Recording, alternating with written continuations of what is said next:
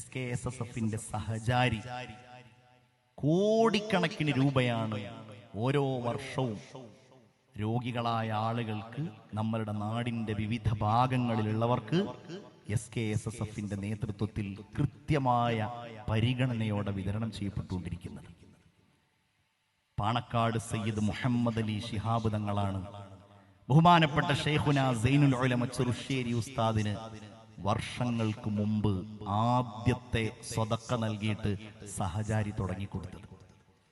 അതിന്നും തുടർന്നുകൊണ്ടിരിക്കുകയാണ്. റമളാനിലെ ആദ്യത്തെ വെള്ളിയാഴ്ചയാണ്.